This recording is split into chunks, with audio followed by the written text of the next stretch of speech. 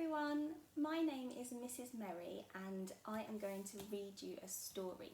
Now I'm really excited to meet all of you in September when you join your new reception classes at Holwell School, and I'm really excited to meet you, and I'm sure you're really excited as well to come to your new class at your new school and make lots of new friends. And another reason I'm really excited as well is because when it's your first day in your new class, it's going to be my first day at Holwell School too. So we're going to be joining our new classes together. So I'm really excited to do that with you all.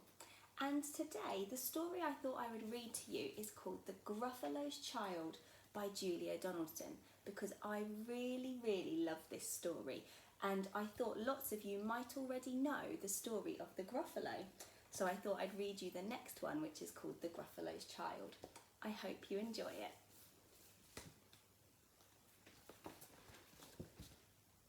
The Gruffalo said that no Gruffalo should ever set foot in the deep dark wood. Why not? Why not? Because if you do, the big bad mouse will be after you. I met him once, said the Gruffalo. I met him a long time ago. What does he look like? Tell us, Dad. Is he terribly big and terribly bad? I can't quite remember, the Gruffalo said. Then he thought for a minute and scratched his head. The big bad mouse is terribly strong, and his scaly tail is terribly long.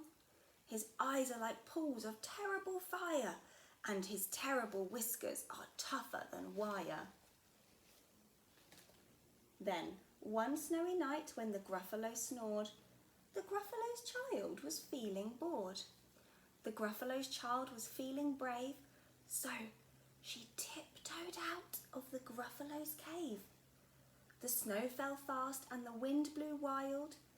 Into the woods went the Gruffalo's child. Aha! Aho! A trail in the snow. But whose is this trail, and where does it go? A tail poked out of a log pile house. Could this be the tail of the big bad mouse?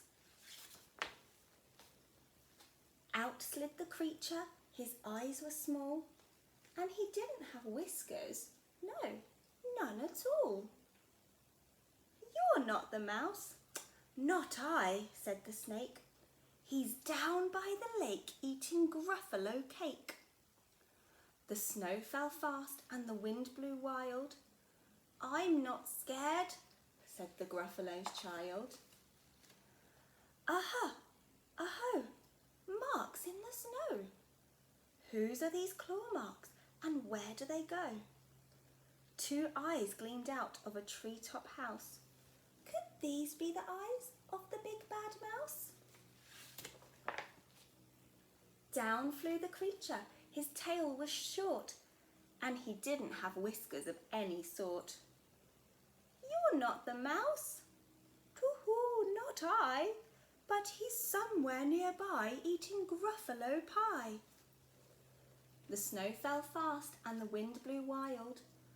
I'm not scared, said the Gruffalo's child. Aha, aho, a track in the snow. Whose is this track, and where does it go? Whiskers at last, and an underground house. Could this be the home of the big bad mouse? Out slunk the creature. His eyes weren't fiery, his tail wasn't scaly, and his whiskers weren't wiry. You're not the mouse. Oh no, not me. He's under a tree drinking Gruffalo tea. It's all a trick, said the Gruffalo's child, as she sat on a stump where the snow lay piled. I don't believe in the big bad mouse. But here comes a little one out of his house. Not big, not bad, but a mouse at least. You'll taste good in a midnight feast. Wait, said the mouse, before you eat, there's a friend of mine that you ought to meet. If If you'll let me hop on to a hazel twig, I'll beckon my friend so bad and big. The Gruffalo's child unclenched her fist. The big bad mouse, so he does exist. The mouse hopped onto the hazel tree. He beckoned and said, just wait and see. Out came the moon, it was bright and round. A terrible shadow fell onto the ground. Who is this creature so big, bad and strong? His tails and whiskers are terribly long.